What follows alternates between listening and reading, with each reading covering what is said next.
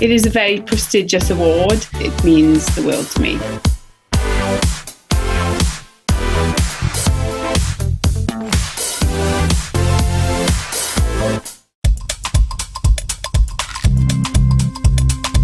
They have great senses of humour. I like to reveal parts of history to them, for I love making history come alive. They are some of the best people that you can come across. To help them open their hearts. I always come back to this quote. How can we be role models to learners if we're not learners ourselves? It's quite useful to get out of our bubbles, not our COVID ones, and sort of see what else is out there. By sharing best practice, we can see the whole picture. We can see what really matters.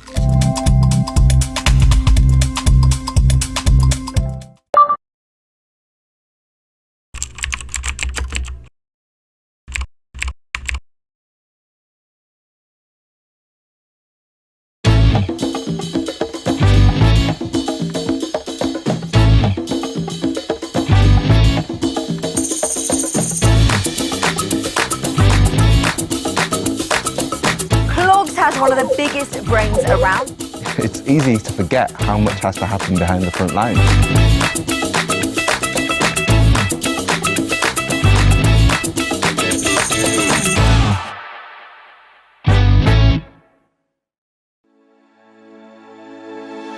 As a global schools group, Cognita educates over 55,000 students across 12 countries.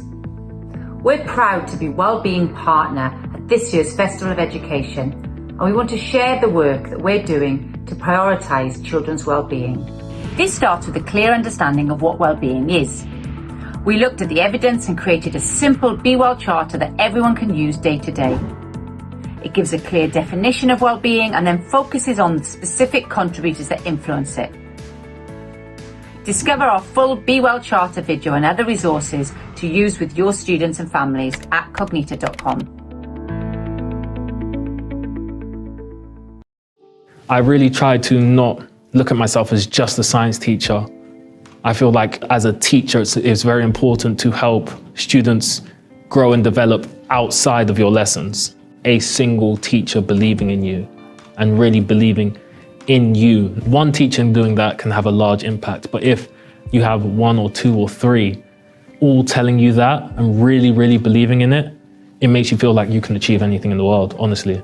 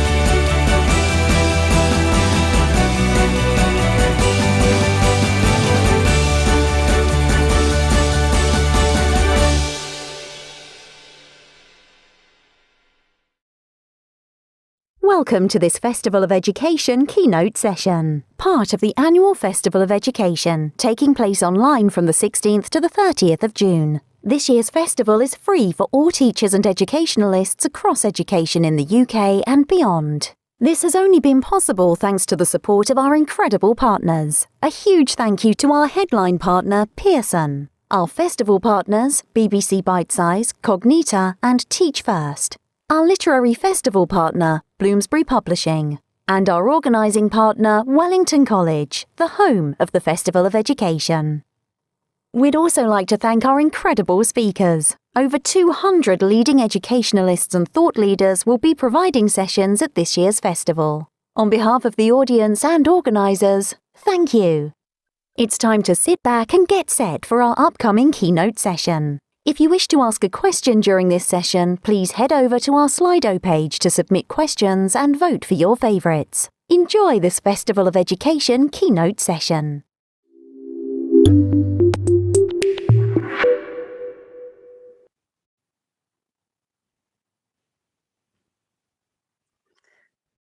Hi, good afternoon. My name's Lizzie Watts and I'm Director of Accreditation and Standards at Pearson, and I work across our vocational, academic and vocational international qualifications, and I'm really pleased to be chairing such an important session about employability and skills in our education system. For those of you who are expecting Sharon Haig, who is due to chair this session, she's having some 21st century problems around internet outage.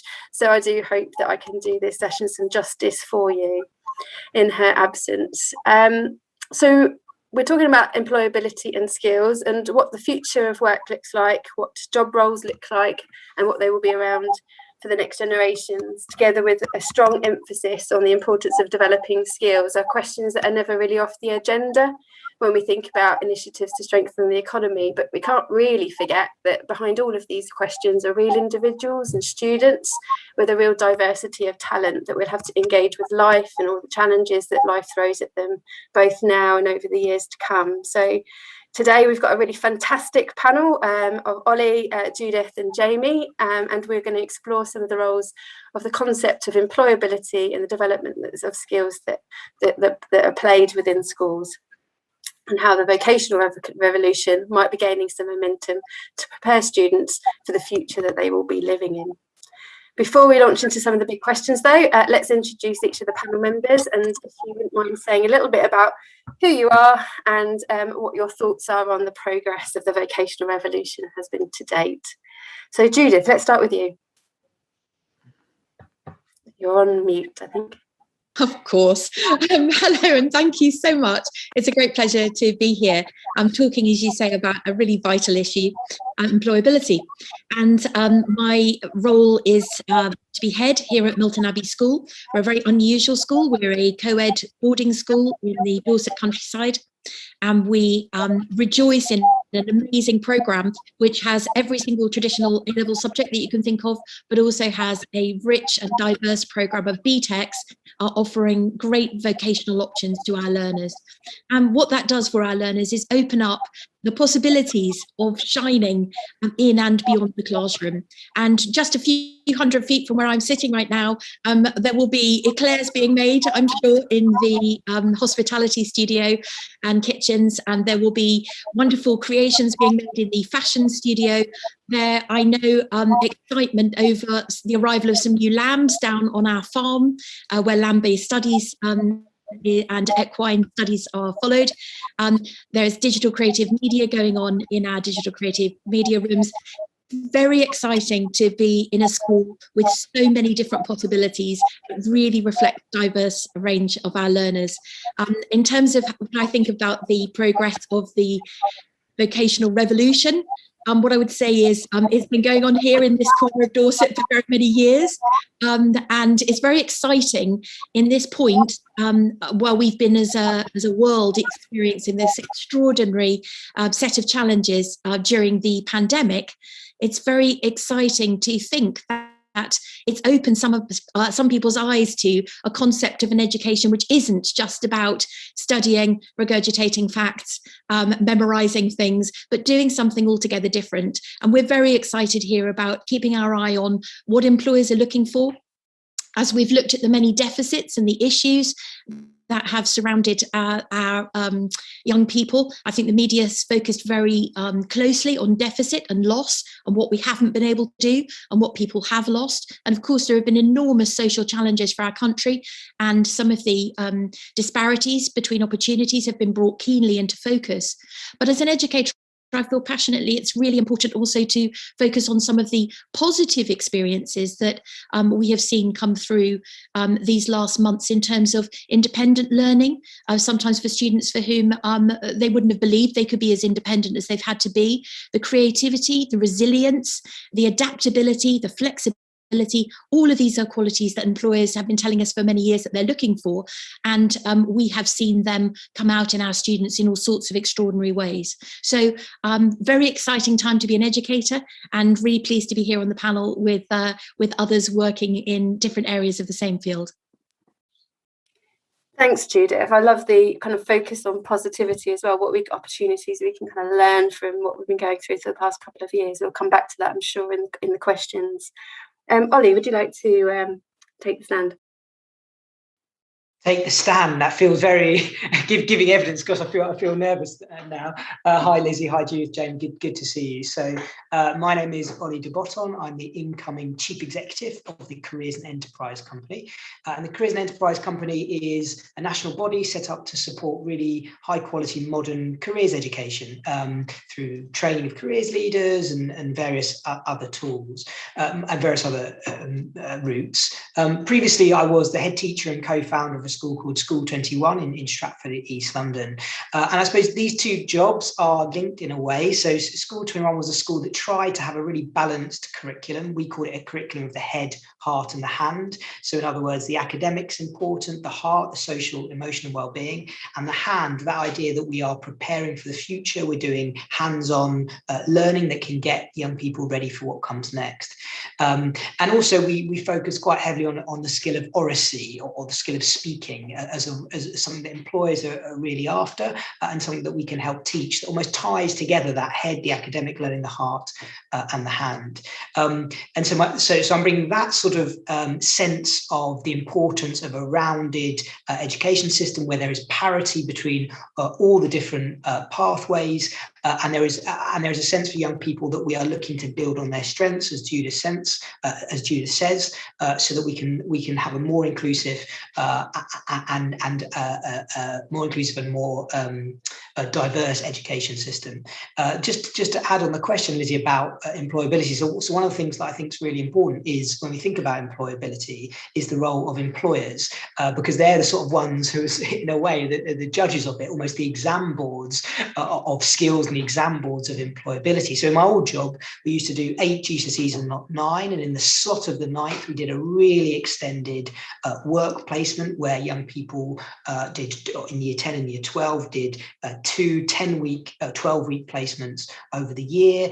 They could be sort of fired because we wanted to make it as rigorous as possible. They presented work with e-portfolios, and at the end of it, we asked the employers, how are our young people? Are they ready for work with you? And we found that incredibly powerful. And in my new job, we place a huge emphasis on employers getting into schools, inspiring, sharing what works, giving information about all the different routes into employment, including apprenticeships, including technical education. So I guess it's a long way of saying, in answer to the question of employability, a key element of that is involving employers right from the start. Thank you. Thanks, Ollie. I think it's really interesting to see how you kind of have to do some trade-offs about what to include and what to exclude from the kind of curriculum, actually, because there's some difficult choices to make in there. And I think, again, we'll come back to that a little bit. Jamie, I'd like to introduce you. Good afternoon, everyone. Thank you, Lizzie. My name is Jamie Kilner, and I'm the Senior Education Advisor for the Vocational Curriculum for Greenwood Academies Trust. Quite a long title.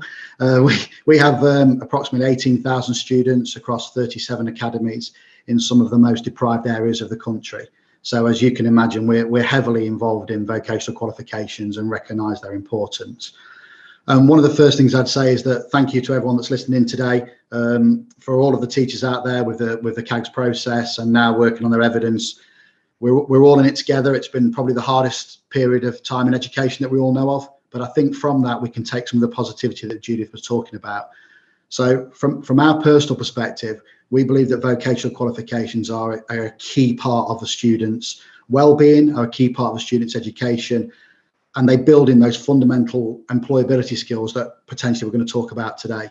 So within Greenwood Academies Trust, all of our students will undertake some form of vocational qualification alongside the core qualifications and the EBAC route as well. And we offer a range of qualifications from sport, health and social care, catering, child development, creative and media, art, drama, dance, performing arts, all of the things which really excite pupils, which really engage them, which can offer them a pathway into post-16 qualifications, or also currently into the world of work. And one of the things that I would say is I think that we really need to look at what we're going to learn from this pandemic and how we can move students forward, how we can look at what the pandemic's taught us, how we can reform and change education for the better for our students. And I think vocational qualifications are going to play a key part in that, particularly when you look at things like resilience, when you look at assessment systems, when you look at meeting deadlines, the ability to perform, the ability to practice, to present, having the ability to work within a team, all of those things that vocational qualifications offer our students, and all of the things that I think moving forwards we're going to need in education, and also we're going to need in employment. And one of the things that I would say is we're looking with our students at Greenwood Academies Trust that the pandemic has shown that remote learning and remote education is possible. And within that, particularly in some of our areas of coastal deprivation, you don't have to be London-based or a city-based now in order to get some of the more, dare I say, affluent and blue sky jobs, blue ticket jobs. And they're the sort of things that we're working with our students on to ensure that they've got the best opportunities when they leave us. And a vocational qualification suite is providing that foundation for our students to be successful. Thanks, Jamie. I think it's really exciting, actually, that we can kind of really tap into the talent that we have kind of across the whole country, from the opportunities that this pandemic has actually provided for us. So kind of keen to explore some of that. I know that I've been leading some work around the future of assessment, which we'll be talking about in a future panel session at this conference. And one of the things that we were finding research is employers really talking about the value of some of those real skills around resilience, time management, kind of things that maybe not necessarily as accessible through kind of traditional qualifications, but something that's actually really very useful in terms of employability. So I think kind of that probably leads us into our first question, which is what role should schools play in employability, and how can schools ensure students have the skills they need for the jobs of the future? Jamie, should we sort of start with you? Because I think you... Yeah, so I think the answer to your question is a pivotal one. If you look at the impact that an academy or a school can have on a child's life, it's obviously huge.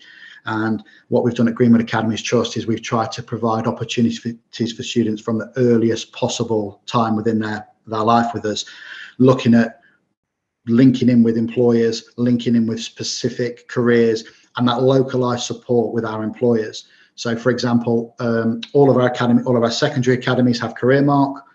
A number of our primary academies have Career Mark as well. At Key Stage 2, all of our children will experience employability experiences at key pinch points throughout the year. And we build those in through year 7 all the way through to year 13 with appropriate employers. And we are, and I'll be keen to see what Ollie says on this, but we're reaching out to employers now to find out what skills they want. And that's really then embedded within our curriculum. It's helping us to inform our curriculum and make it more diverse. And I think what we need to be aware of, Lizzie, is that the skills that we needed 5 years ago are probably now out of date. And it's linking in with key employers around those new skills. And our employability program through our vocational qualifications is really looking at 2 aspects. The first one is broadening horizons, and the second one is breaking down stereotypes. And we're really keen, particularly with our demographic, to look at those aspirational jobs, those jobs that maybe some of our students think that they can't get, and arming our students with the employability skills to get those jobs. But I think the second thing I'd say around the curriculum being diverse and also balanced is that also we need to factor in that employers are looking for those soft skills, timekeeping, politeness, patience, empathy, resilience, all of those things which a broad and balanced curriculum can provide, and which are heavily provided by the vocational qualifications. And we see the vocational qualifications as a major platform to providing those softer skills for our students. Thanks, Jamie. Ollie? Thanks. I suppose one of the one of the challenges, I suppose, that we had when we started School 21 was, so you want to teach these skills, but, schools aren't set up necessarily, to do that. We've got to teach the curriculum, and that's really, really important.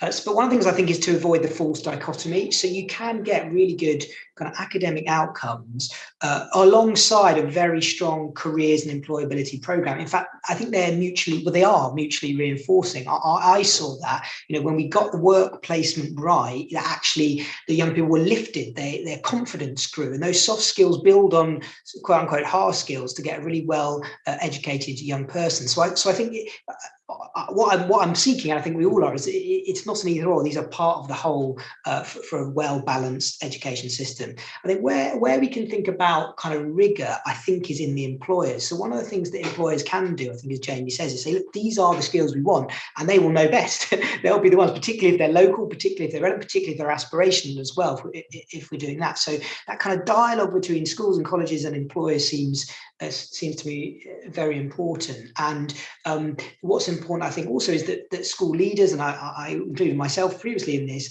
and employers are sort of working are not talking past each other.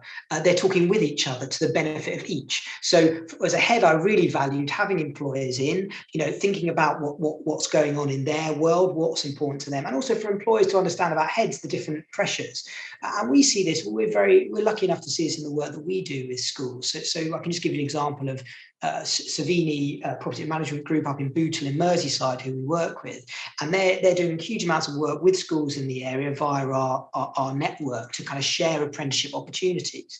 But what they're learning is that in the way they are sort of marketing those opportunities to young people, they've sort of tweaked their own processes as well, because they've understood what is meaningful for the young people. So you get this really lovely virtuous cycle of strong dialogue that leads to more opportunities for young people.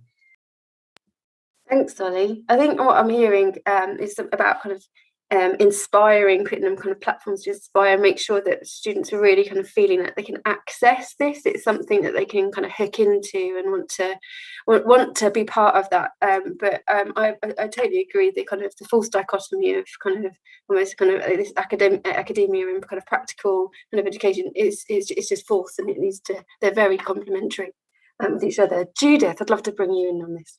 Thank you. Couldn't agree more. We're going to be in violent agreement, which is very dull, I'm sure, for everybody. But I think there are a couple of things I just wanted to pick up on that have been said. Ollie talked about parity. I think that's a really important word. Too many schools, in my view, tack on a few vocational options, and they tack them on as a sort of bolt-on, and very different from what Jamie's been describing, which is a system where they are absolutely key to the educational provision, as indeed they are here in our school. The parity is really important, and we've got to give equal weight. And when I say that, I mean in terms of resourcing, I mean in terms of making sure that our best educators are working on these programs.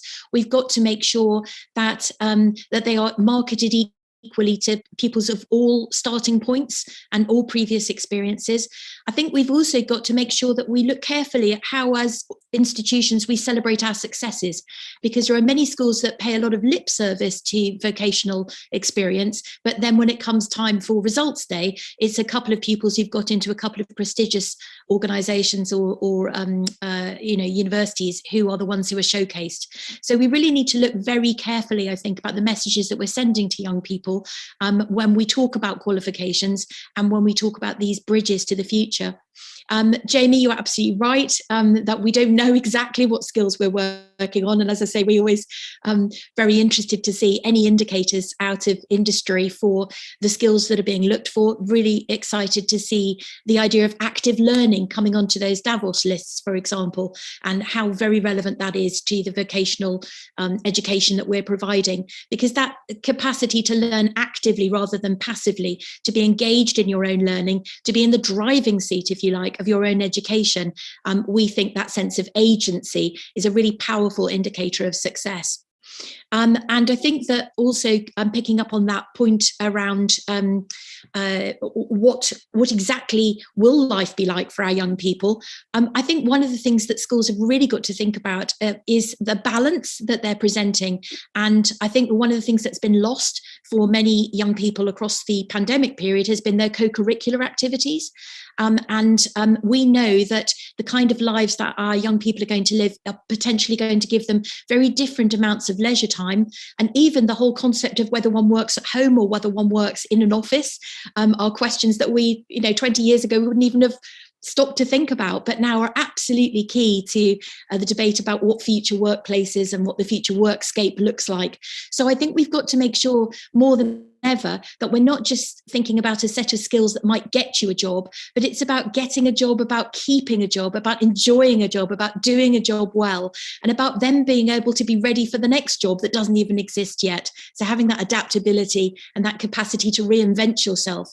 When we think about careers, I think we've got to remember it's not just about being employed, it's also about being an entrepreneur. It's about being able to start up businesses yourself. It's about being able to find the next idea and then actually do something about it.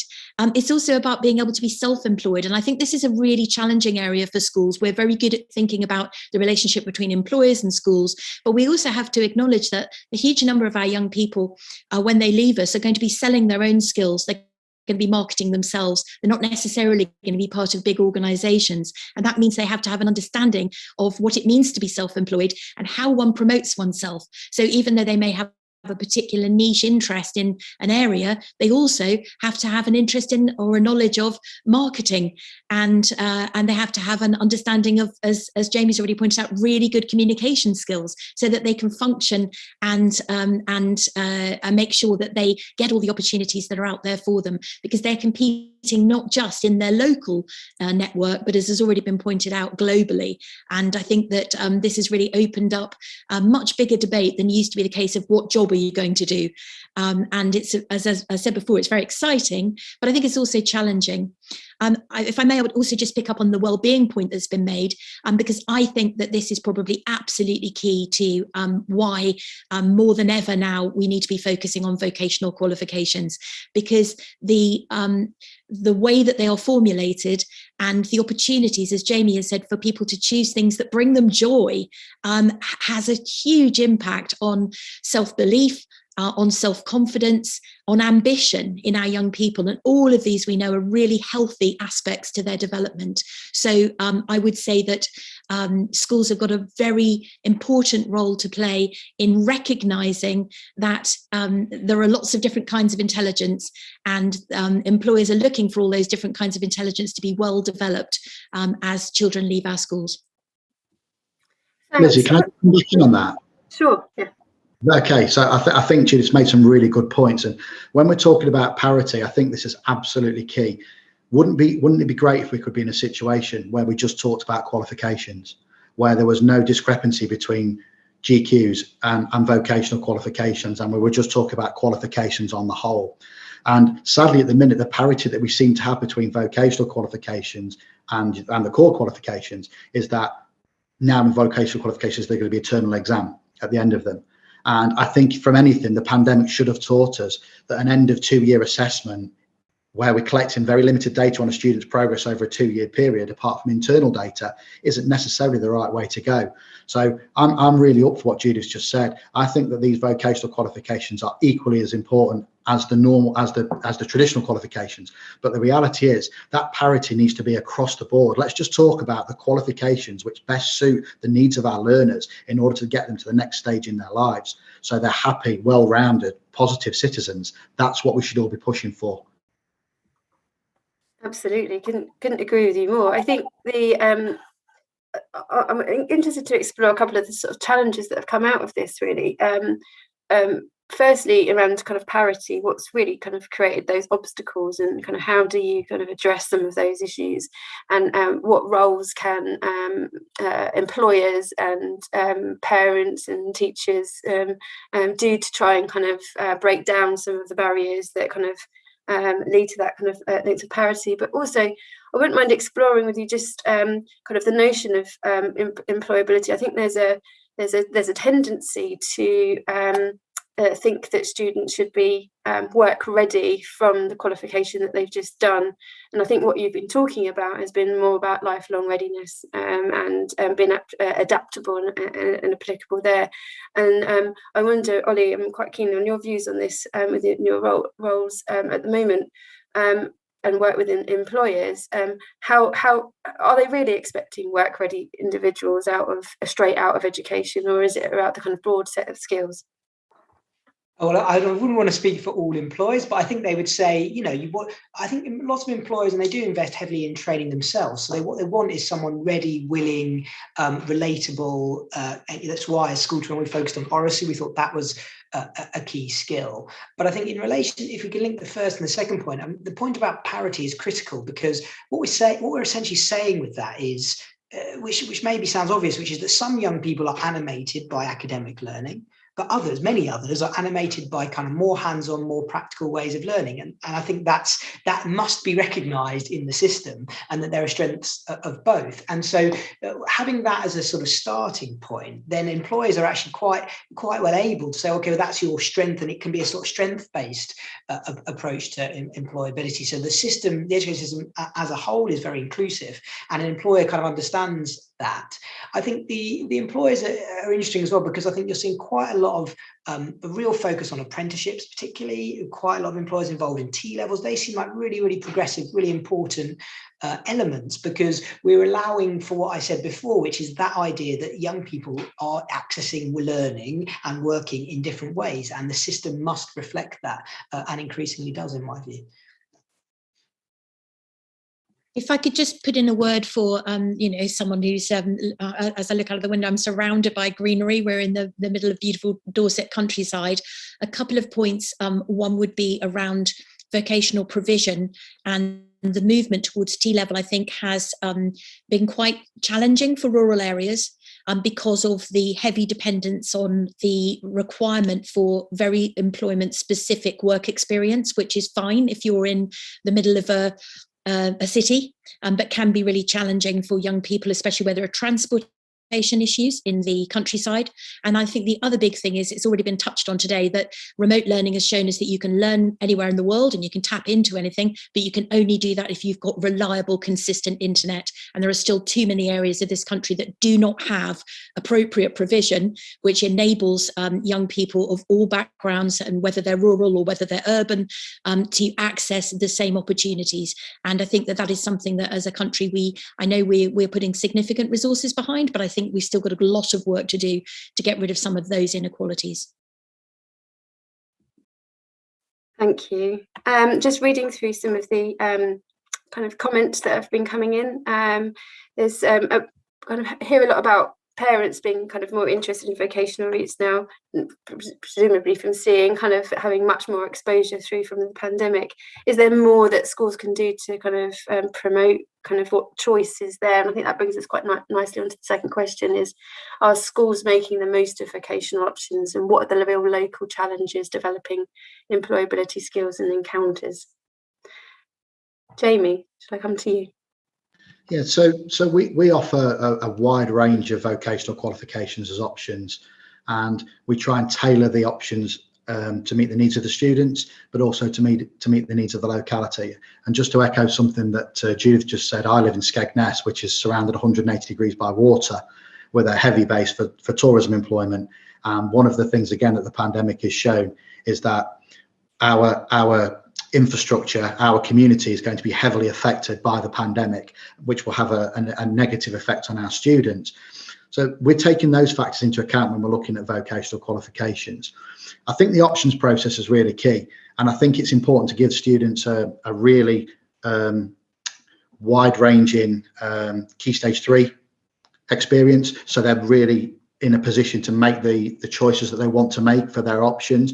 I think you also need to take into account specialisms within academies, specialisms within teachers and departments, what the interests of the students are, and actually as well look at the value of the qualifications, look at what those qualifications can offer at post-16, or as we've already talked about with regards to T-levels and apprenticeships. So you're always almost thinking one step ahead about, if a student undertakes this specific qualification, what is the next step for them in their educational journey or their employment journey, and what is the benefit to them taking that qualification. We're very open at Greenwood Academies Trust. We offer between 14 to 16 options in our Key Stage 4 vocational curriculum. And what I'd like to say is that we heavily invest in those qualifications, the CPD of staff, the ongoing development of those qualifications across a number of exam boards. And I think the exam boards have got a real large part to play in this, again, to ensure that the way that the qualifications are designed really extrapolate those key aspects that we talked about from students. And I think that's something that, for example, Pearson with their suite of qualifications do really, really well. And for me, that's one of the fundamental parts, the relationship that we can have with the exam boards, the communication, the contact with regards to what qualifications should be look like, how they're structured. And then just the final point, which you talked about with regards to parents. We very rarely get parents coming in asking if the qualification is a GCSE or a vocational qualification. What parents want to know is what is the best qualification for their students, and why the schools and the academies are tailoring that qualification and looking at that qualification for their children. And ultimately, we're all in it for the same goal, aren't we? To improve the lives of these students. And that's probably where I would be on that one. Thanks, Jamie. Judith? Yeah, I think that certainly within the independent sector, which is where my school is located, there has historically been some negativity around vocational qualifications, and I can say that as a personally having been a convert to BTECs, I studied the most traditional possible A-levels, English, Latin and Greek, and they would have been considered absolutely solid A-levels to study. But they provided me with what I would regard as being a very high pressure, but relatively interestingly low challenge set of qualifications. And the thing that we talk about a lot with our parents is that by providing a combination of traditional A-level subjects and GCSEs and our BTEC program, we are able to provide something which is high challenge and moderate pressure. And I think that is much healthier for young people. We all as educators are aware that we're dealing with an absolute epidemic of mental health issues among our young people. This was something we were concerned about pre-pandemic, and in some ways has only heightened during this period. But should we be surprised when we're putting our children under extraordinarily high pressure in a high challenge situation for extended periods of their formative years? I would say rather that it's much better than having this sort of cycle of revise and examine, to do something which is much steadier. We've already talked about the way the structure of the vocational qualifications leads to reflection, to self-improvement, to opportunities to understand one's own learning better, and really importantly, to collaborate and work in teams. All of these things are much healthier and much more conducive to our young people's well-being. I'm an English teacher by background, so forgive me if I set a little bit of reading homework for the audience. I think if you haven't come across it yet, the recently published Ian Robinson tome on confidence, how confidence works, is a really interesting read.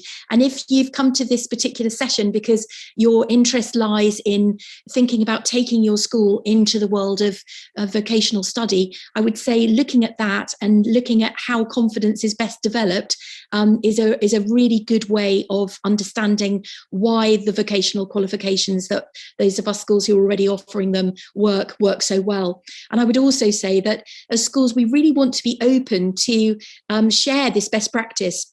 And whether it's a tiny school like mine, offering this huge range of qualifications, almost more qualifications than students, it sometimes feels, or whether it's an enormous operation like Jamie's, all of us educators who are passionate about the vocational sphere will be really ready to welcome you in and to show you what we're doing and why we're so excited about it. Thanks, Judith. Ollie, I wondered if you could talk a little bit about kind of the importance of choice, maybe kind of in terms of provision for students, and maybe also touch upon the importance of career, kind of careers advice within schools, because I think that some comments in the chat asked the question around kind of how important are the careers leaders' roles in promoting employability to students. Well, I would say I think careers education is incredibly important, and if the purpose of school is to link the past, the present, and the future, I would say great careers education helps all young people think about their best next step. And so we're privileged to work with a set of benchmarks called these Gatsby benchmarks, which define really good careers education. They range from having a good strategic plan, catering for the needs of every pupil, really strong encounters with independent training providers, FE, university, engagement with employers, personal guidance, the full range. And I'm advocating for that, and I think it can have a really, really strong impact on young people. And so what's important about it, I suppose, three things. One, it's not an add-on, it's part of the school's or trust agenda, which Jamie models so brilliantly. It is sensitive to individual needs, so it allows individuals to make their own plans. There is no prejudice about pathway, there is only opportunity upon opportunity to succeed. And often that means amplifying the technical and vocational routes that young people can go down. And it has employers at the heart of it. So they're hearing directly from the people that they might go on to work with and the routes in. And crucially, it also has as part of it the kind of personal guidance for careers guidance professionals. That for me is an incredibly important part of school life. And when schools and colleges, and I think increasingly are taking these up and doing things, you see all sorts of positive benefits, whether it's the destinations that young people go on to, whether it's the confidence that they raise. But crucially, I think employers get benefits too, because they are now part of the school experience. And then what that builds is a sort of community, earth locally, that is a really dynamic dialogue between schools and employers. So yes, obviously I'm going to say careers education is incredibly important, and that when it's centre stage, when the careers leader is really well supported, there are really positive outcomes for young people. Thank you. And I think kind of related to that, there was a kind of broad question that came in around is work experience dead? It sounds like from what a few of you said, that's very much living and breathing in your schools. But have you observed any kind of areas where actually it isn't really optimised and work experience has been kind of maybe neglected from the curriculum and something else has been prioritised? Jamie. Work experience is a really important part of a pupil's journey, but it needs to be appropriate work experience that's meaningful to both the employer and the student. So in our academies, we offer work experience programs. We try and tailor those programs to meet the student's individual needs, and often it's linked to the vocational qualification that the student is participating on. So I think work experience is really, really key. I think the other thing to factor in is that students are becoming more employable or seeking employment, weekend employment, after school employment at much younger ages. So many of our students are already developing these employability skills off their own back because they want to go out and they want to, stand on their own 2 feet. But we think work experience is really, really vital. But I think work experience has moved a long way from the days where you went out for a week, someone popped in to see if you were okay. I think that the planning of the work experience, the range of work experience opportunities that can be offered, particularly with some of the larger employers that we work with. We factor in that maybe one of our big employers that we work with, maybe will be able to offer 20, 30 different opportunities. And if I was to give you an example of that to my local context, our biggest employer on the East Coast is Butlins. Now, if you are not from Skegness, you would instantly think that Butlins is just selling ice creams and red coats, but Butlins has got engineers, catering managers, financiers, bankers, lawyers, sound equipment, red coats, dance, drama, performing arts. So just by working with that one key employer on the East Coast, we're able to provide significant opportunities for our students to experience work. And what we've been able to do as well is build on that. So actually now some of our key employers in the local area are coming to our academies and saying, actually, we would like your students. Can we please interview your students first, because we know that you're delivering those employability skills. We know they're the type of students that you want. So actually, we've got the students that are going on to the university route. We've got the students that are going on to the apprenticeship route. But now we've got these array of students that are going on to employment straight from school because of the routes that we've got with those localized employers. And that's really key for us.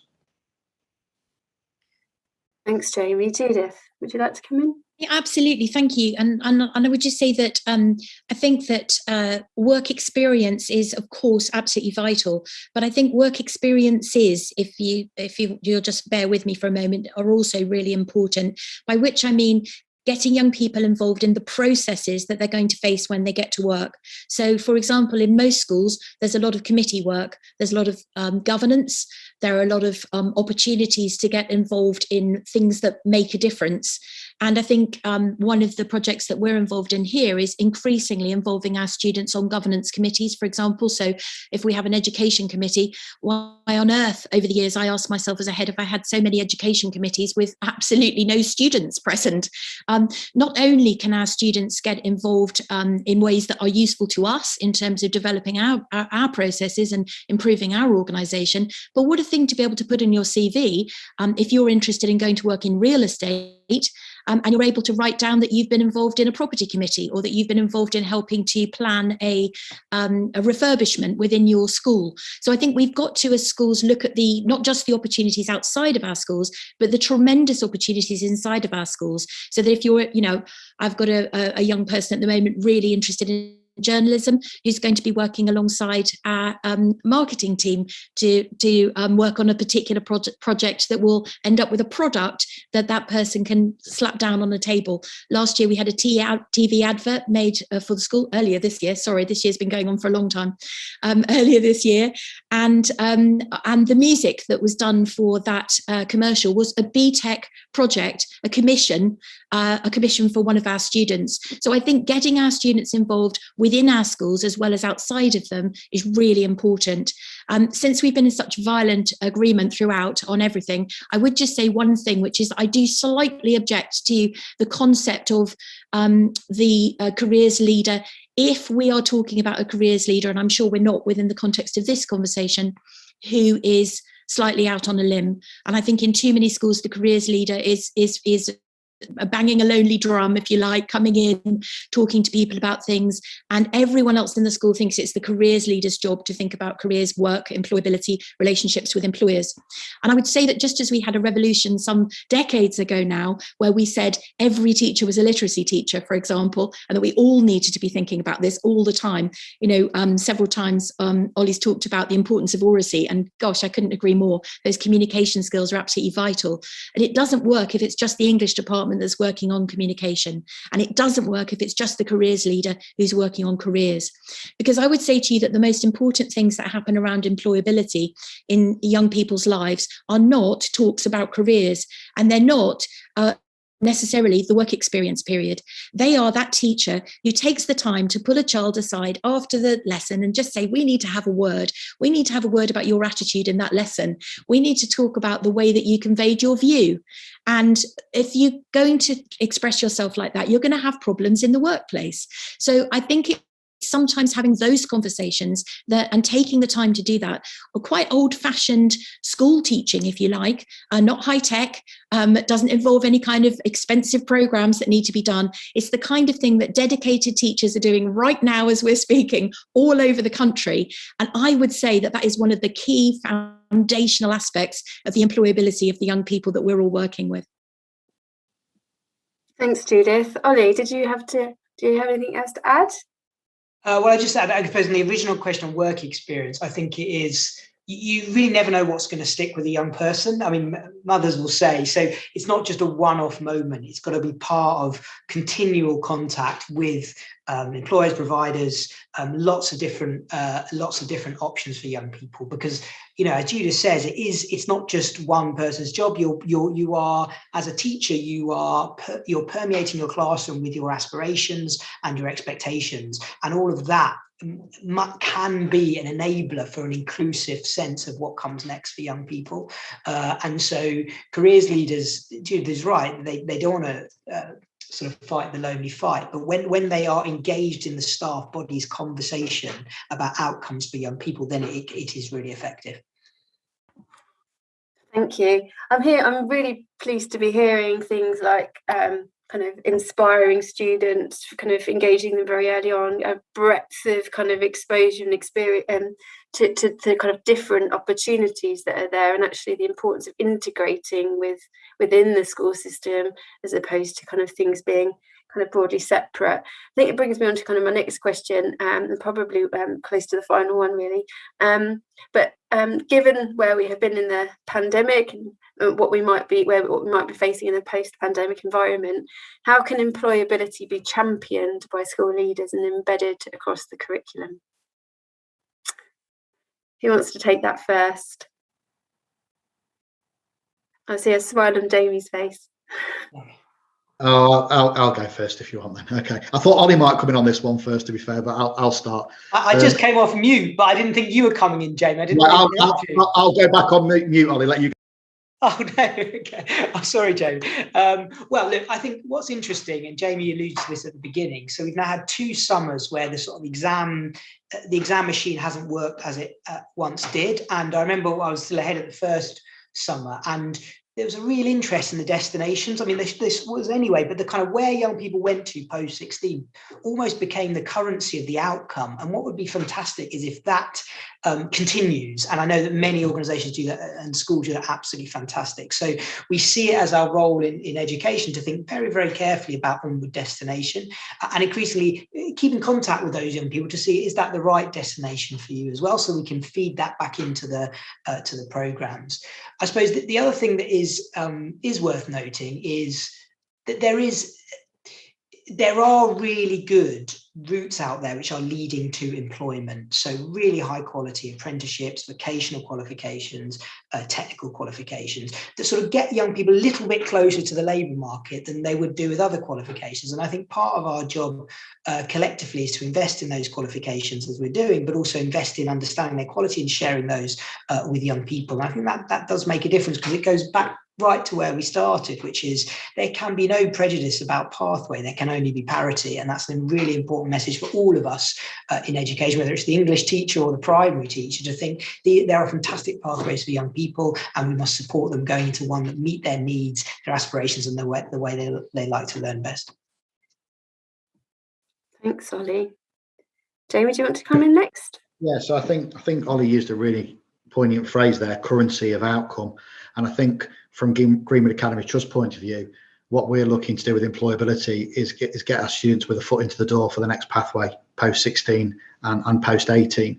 And I think that's really, really key, is that we recognise that not all of our students will follow a true academic pathway into university or into an apprenticeship. And it's about arming them with the skills that they need and the qualities that they need, and actually, probably most importantly for our students, the confidence that they need to make those next steps into employment. And that could be little things like eye contact, being able to shake hands, being able to understand and look at the emotional intelligence of a room. And I think what's very evident for us throughout this 2-year period is the gap between the haves and the have-nots has significantly widened. When Judith was talking earlier about internet connection, most of our students sadly are working off their parents' phones with limited internet connection. And it's those sort of challenges that we've really got to work on with GAP, and that's what we're trying to do. And I think probably the biggest factor for me is that MATs are now encouraged to work together. When we first academised many, many years ago, I think most MATs worked in isolation, as islands. And actually now what we've recognised is that actually there's power in collaboration and we're all in it for the same goals. My CEO, Wayne Norrie, and my Chief Education Officer, Tom Campbell, are continuously saying to me, what can we learn from other MATs? How can we support other MATs? Where is that collaboration which will affect and have a positive impact on our students? And that's the key for me, is that the pandemic has shown that we are all in this together in education, and there's never been a more poignant time to look at vocational qualifications, look at employability skills, create unity and start to really build these qualifications moving forward for the students of the future. My goodness, talk about vocational revolution. I'm ready to take to the streets listening to Jamie. This is very exciting. And I would just say, absolutely, all the doors open for all the children for as long as possible so they can go through them, see if they like what's through the door. They might not. They might come back, they might try another door. That's fine. Careers are complex. Employability is complex. The future workscape is complex. But to your question, Lizzie, about how do we champion, I would just say, let's focus on the champions. Let's look at these young people themselves. Let's showcase their stories, make sure that their stories are out in local and national media. Let's make sure that their successes and their triumphs within vocational education are told. Let's show that there are many different ways up the mountain, and that some children, if they try to take the wrong route up the mountain, will never climb. But if we can just find that right route up the mountain, they can not only climb, but they can enjoy the view on the way up. And I think that's what all of us as educators really need to be keeping our eye on, not just a means to an end, but an education that for these young people is providing its own joy and its own challenges and its own enthusiasms, so that really the young people who leave us, who are going to be facing some very significant issues to deal with in their adult lives, and that we're leaving them some very big problems to solve, that they are going to be the interesting and interested adults who are going to engage with the world around them and make a really useful contribution, know how to use their leisure time, as well as how to make a really fulfilling, personally and for the community, a really fulfilling contribution within the workplace. And even as I say workplace, as we've touched on earlier, who knows what that will even be, or whether there will be such a concept for them. But getting those champion stories out there, I think, is absolutely vital. And also getting young people back into schools to talk about their experiences. Because with the best will in the world, young people don't want to sit and listen to old bats like me. They want to see role models who they can connect with, and they want to hear about their more recent experiences. And I think having those champions come back to their own schools and go into other schools is a really powerful and important part of this process. Thanks, Judith. We've only got a couple of minutes left, and I think I really enjoy kind of results days, reading kind of some of the sort of stories that come out of people in the public eye who may not have got the grades that they thought that they wanted to get, and how kind of they've really made a success out of it for themselves. And it just shows you that there's more than just the qualifications that they take. It's a really rounded experience. I think what I'm hearing is that there's an awful lot of great work that's been going on and continues to be going on, and the importance of vocational education embedded within our curriculum is paramount, and particularly the opportunities that kind of the pandemic has shone a light on what we could actually do to kind of enrich some of the learning of our students and the opportunities that they can kind of progress in their lives.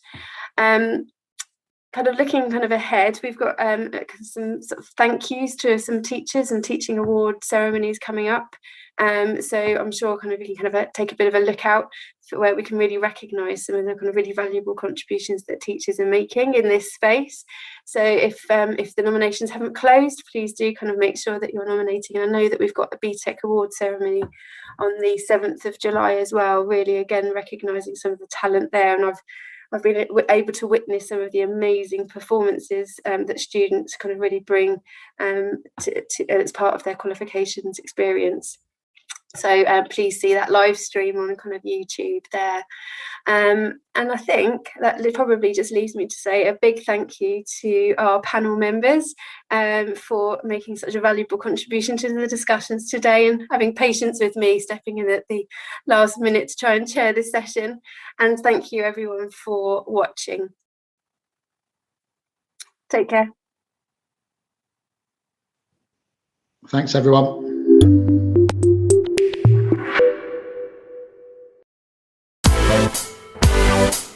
It's my great honour to welcome you all. It is a very prestigious award. It means the world to me.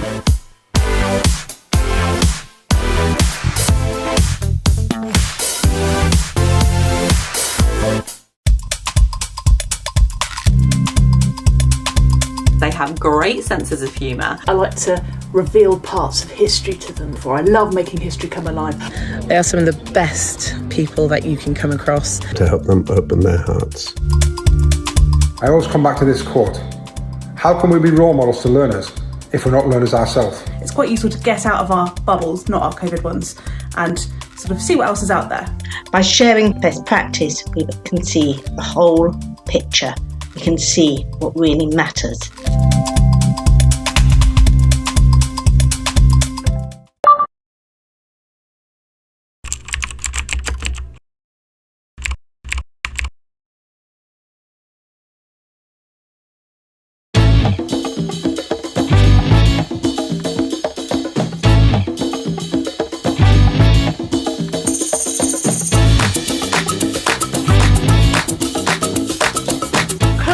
has one of the biggest brains around. It's easy to forget how much has to happen behind the front lines.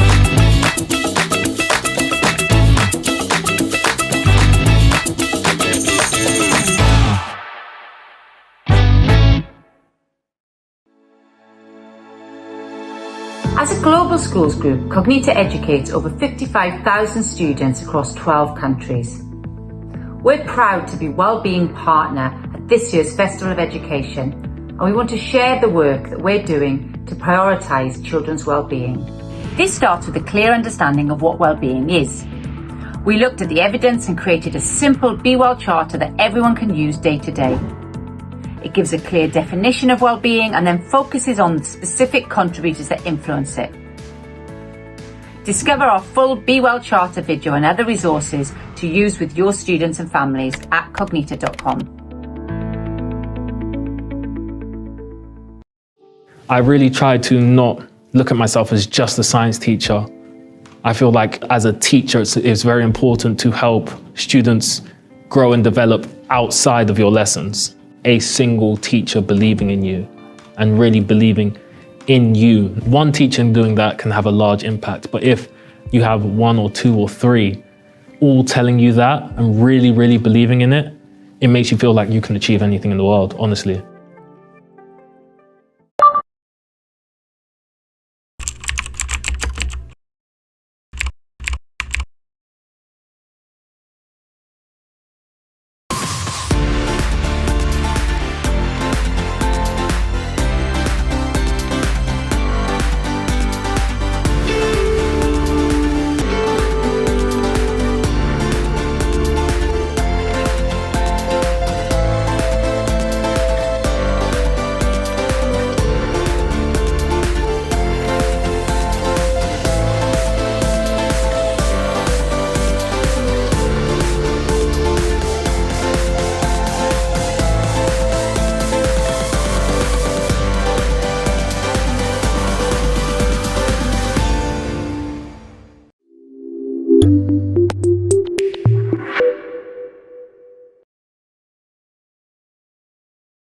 Struck me by the hair, 'cause I would give anything, anything to have you as my man. Come here.